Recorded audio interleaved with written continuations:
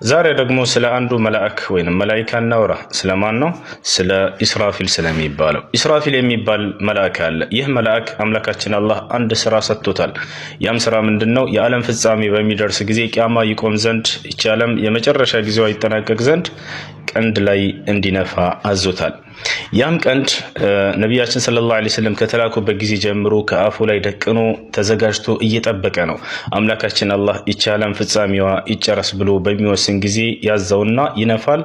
ዓለም እንዳለ ታልቃለች ማለት ነው። ይህች ዓለም መጨረሻ ጊዜ ይሆናል ማለት ነው።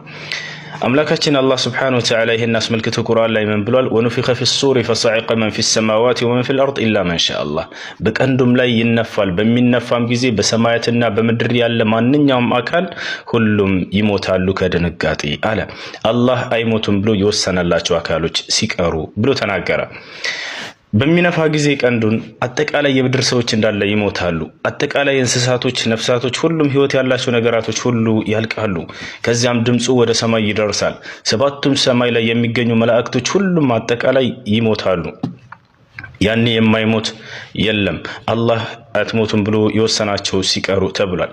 እነዚያም እነማን ናቸው? መልአኩ ጅብሪል፣ ሚካኤል እና መለኩል መውት የሞት መልአክ እና ደግሞ ያ ቀንዱን የያዘው ራሱ መላኢካ ኢስራፊል ማለት ነው። አምላካችን አላህ መጨረሻ ላይ መለኩል መውትን እንዲህ ሲል ይጠይቀዋል። መለኩል መውት ሆይ ማን ቀረ ይለዋል። ጌታዬ ሆይ መልአኩ ጅብሪል፣ ሚካኤል፣ ኢስራፊል እና እኔ ደካማ ባሪያህ ቀርተናል ብሎ ይናገራል። መለኩል መውት ሆይ ይለዋል። ከዚህ አምላካችን አላህ አጠቃላይ ፍጥረታት ላይ ሞትን ወስኛለሁኝና ጅብሪል፣ ሚካኤልን፣ ኢስራፊልንም ገደላቸው ይለዋል።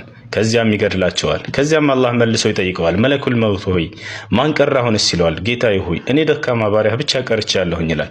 መለኩል መውት ሆይ አጠቃላይ ፍጥረታት እንዲሞቱ ወስኛለሁኝና አንተም በልሙት ይለዋል። ከዚያም ይሞታል።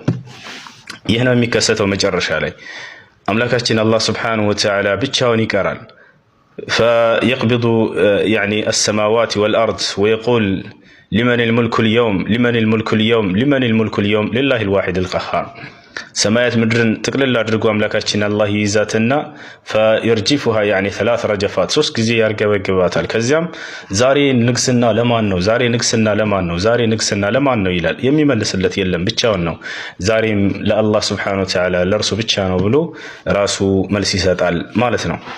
ይህ ነው የሚከሰተው። ከዚያም በኋላ የሰው ልጆች ዳግም ከቀብራቸው ይነሱ ዘንድ ለዳግም እንደገና ያስነሳውና ያንን መልአክ ኢስራፊልን አምላካችን አላህ ያንን ቀንድ እንዲነፋ ያደርገዋል ያን መልአክ። ከዚያም ዳግም የሰው ልጆች ቀጣይ ደግሞ ስለ የትኛው መላእክት ነው የተጠቀሰው? እስካሁን ያወራነው ስለ መልአኩ ጅብሪል እንዲሁም ስለ መልአኩ ሚካኤል እና ስለ መልአኩ መለኩል መውት ስለሚባሉት ነው፣ ወይንም የሞት መልአክ ስለሚባለው። የሞት መልአክ መጨረሻ ላይ እንዳነሳሁት የሰው ልጆችን ሩህ የመሞቻ ጊዜያቸው አጀላቸው በሚደርስ ጊዜ የሰው ልጆችን ሩህ መንፈስ ወይንም ነፍሳቸውን እያወጣ የሚወስድ የሆነ የሚገድል የሆነ መላኢካ ነው ማለት ነው። ይህ ለእርሱ የተሰጠው ስራ ነው። ሌላኛው ደግሞ የጀነት ዘበኛ አለ፣ እንዲሁም ደግሞ የጀሃነም ዘበኛ አለ። የጀነት ዘበኛ ሪድዋን በመባል ይታወቃል። ዑለሞች እንደዚያ ብለው ያነሳሉ። እንዲሁም ደግሞ ማሊክ የሚባለው የጀሃነም ዘበኛ ነው። እነዚህ ሁለት መላእክቶች ሪድዋን የጀነት ዘበኛ ሲሆን ማሊክ ደግሞ የጀሃነም ዘበኛ ነው። ለዚያም ነው የጀሃነም ሰዎች እርሱን ያናገሩታል። ቁርአን ላይ ተጠቅሷል። ይሄ ወናደው ያ ማሊኩ ሊቅዲ ዐለይና ረቡክ ቃለ ኢነኩም ማኪሱን። ማሊክንም ያናገሩታል የጀሃነም ሰዎች፣ አንተ ማሊክ ሆይ እባክህን ጌታህን አላህን ተማጸንልን፣ ይግደለን፣ በቃ ቅጣቱን መቋቋም አልቻልንም ብለው ሞትን እንዲማጸናሉ። ከዚያም ማሊክ ምን ይላቸዋል? ቃለ ኢነኩም ማኪሱን፣ አምላካችሁ ጌታችሁ አላህ እናንተ እዚህ ውስጥ ዘውታሪዎች ናችሁ፣ ፈጽሞ አትሞትም ብሏችኋል ብሎ ይመልስላቸዋል። እንዳጠቃላይ ከዚህ የምንወስደው ምንድነው? ያ ማሊክ ብለው አናግረውታል፣ አንተ ማሊክ ሆይ ብለውታል። ዑለሞች ከዚህ ይዘው ማሊክ የሚባለው የጀሃነም ዘበኛ ነው ብለዋል።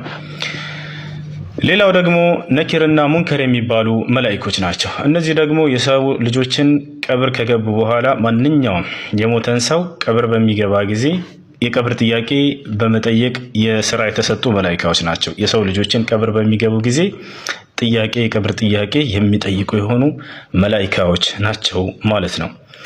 ሌላው ደግሞ እንደሚታወቀው ኢስራፊል የሚባል መላእክት አለ። ይህ ደግሞ በጣም አስጨናቂውና የእርሱ ስራ ደግሞ ለትንሣኤ በሚቀርብ ጊዜ ጥሩምባን ወይንም ቀንድ ላይ መንፋት ነው። ገብታችኋል አይደለ? የመጨረሻ የዓለም ፍጻሜ በሚደርስ ጊዜ ኢስራፊል የሚባለው መላኢካ አንድ ጥሩምባ ይነፋል።